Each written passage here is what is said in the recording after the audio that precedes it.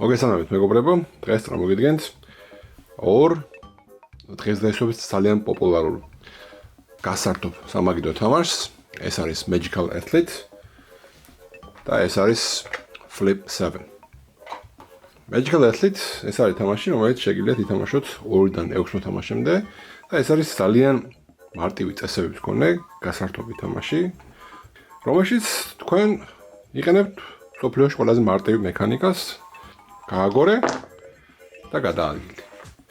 ეს არის რეისი, ვინც პირველი მიაღწევს, იღებს შესაბამისად უმაღლეს გულას პირველი რეისისთვის, მეორე ადგილოსან იღებს შემდეგ გულას, ასე ვთქვათ, და მერე უკვე ეს რუკა ტრიალდება უკანა მხარეს, იგივე რეისს გავბივართ, ცოტა დამატებითი განსხვავებული წესებით და საბოლოოდ 4 რეისის ჯამში, ვისაც მეტი გულა უგროვდება, ის იმეორჩებს. პერსონაჟები ყავს საკმაოდ ბევრი. მიუხედავად ასეთი მარტივი მექანიკისა, მსოფლიოში დღესდღეობით ერთ-ერთი ყველაზე მეტად გაყიდვადი თამაშია.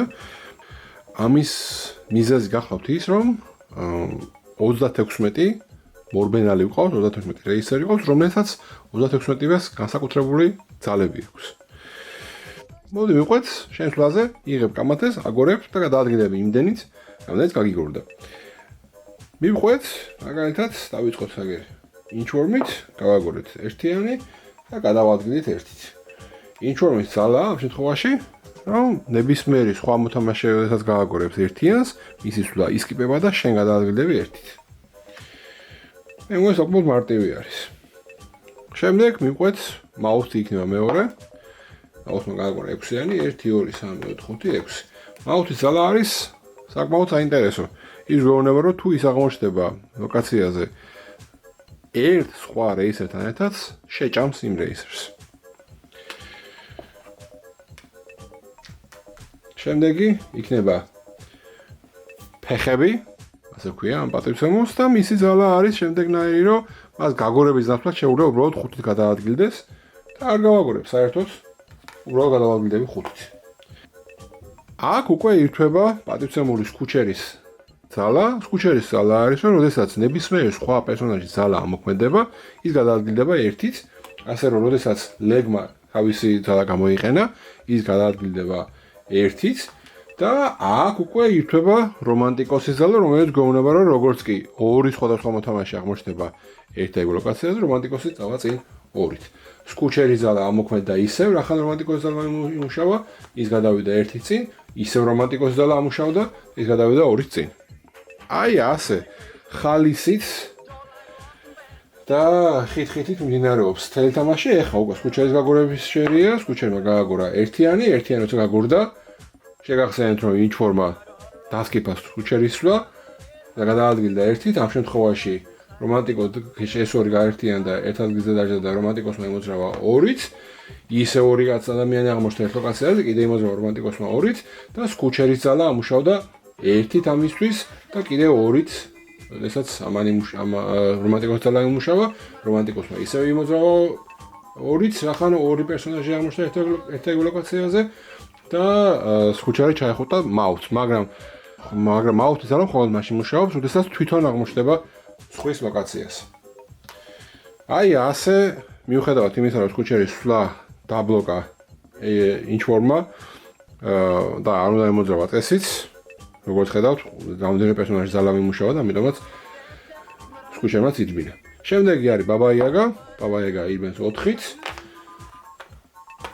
და ბაბა იაგა გვეუბნება ასეთ რაღაცას, რომ როდესაც ნებისმიერი მოთამაშე გაჩერდება მის ლოკაციაზე, ან ბაბა იაგა გაჩერდება სხვის ლოკაციაზე, ის მოთამაშეები წაიქცევიან. წაიქცევა ნიშნავს, რომ უბრალოდ გამოტოვებს შემდეგ სვლას მოანდომებს მოყენებას ფეხზე.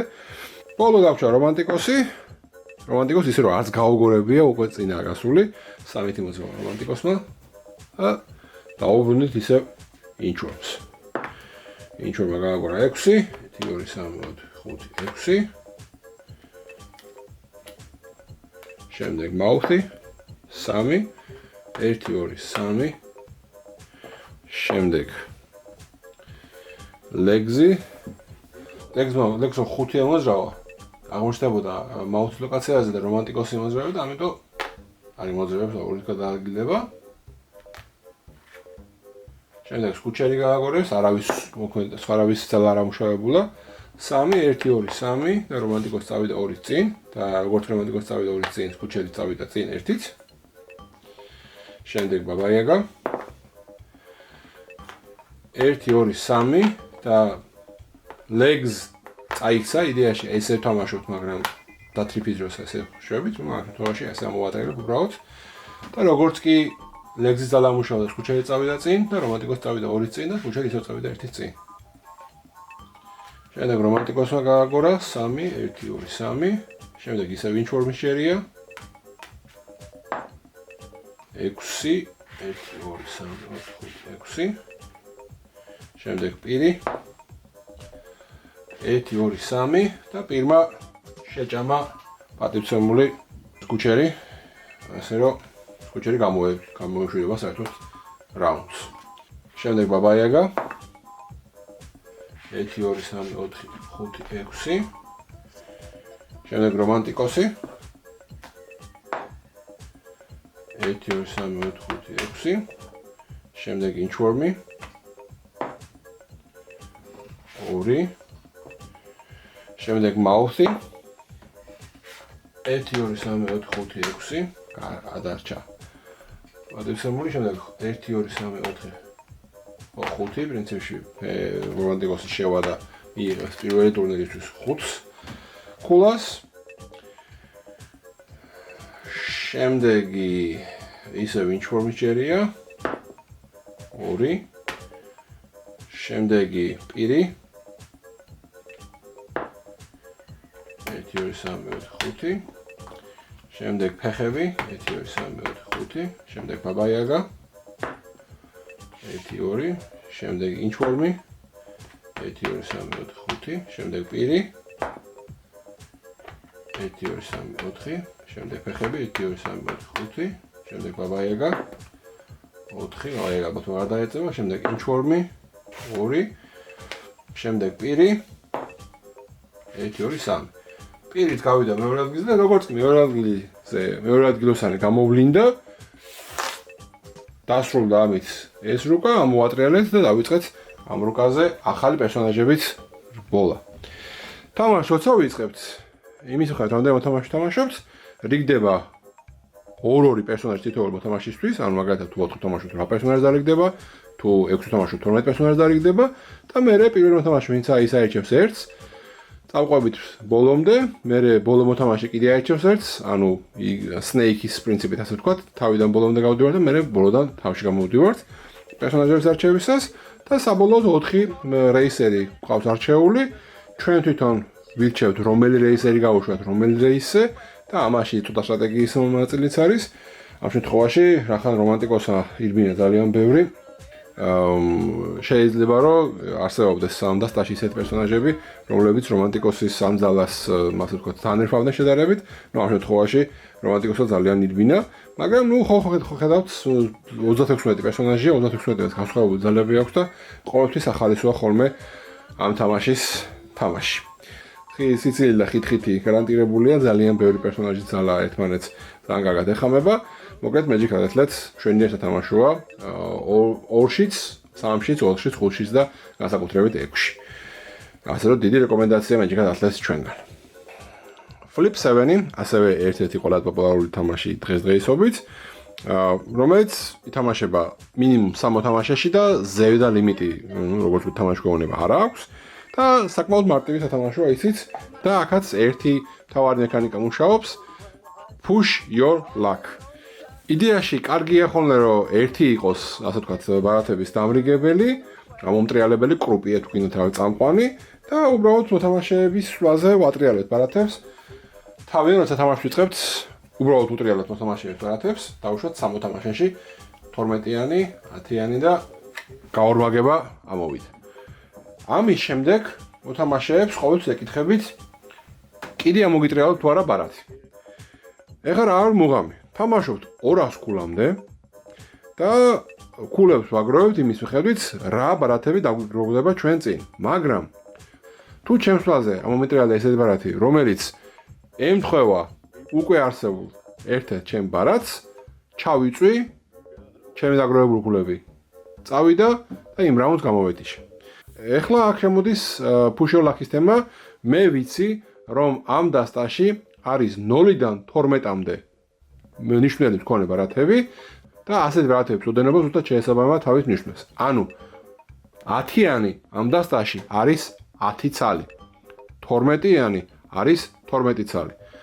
0-იანი იქნება 1 ცალი, 1-იანი 1 ცალი და ასე შემდეგ. 2-იანი 2 ცალი, 3-იანი 3 ცალი და ასე შემდეგ.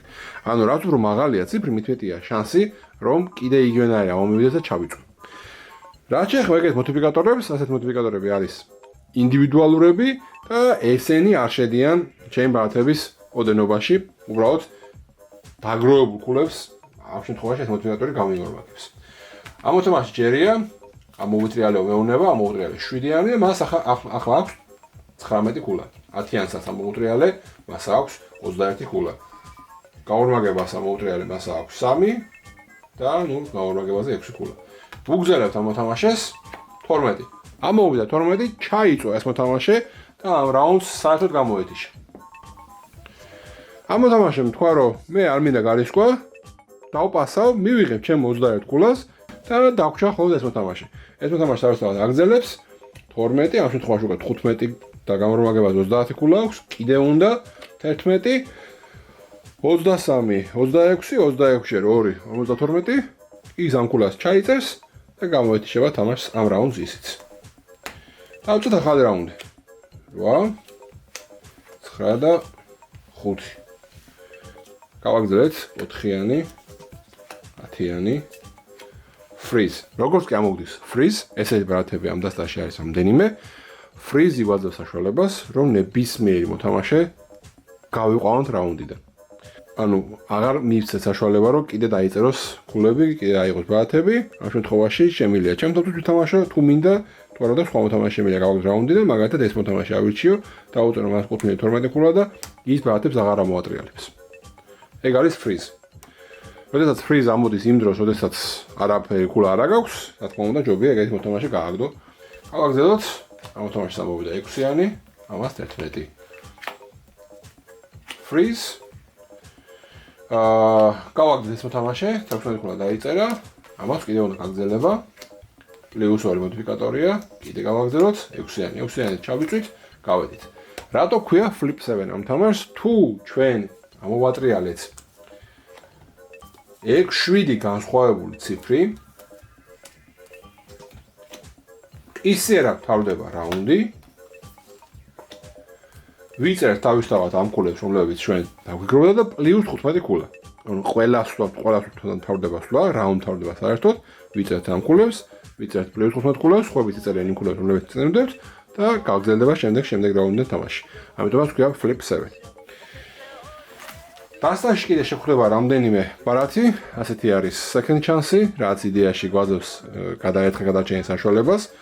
ანუ ჩაწვაზე მუშაობს მხოლოდ ეს ამბავი.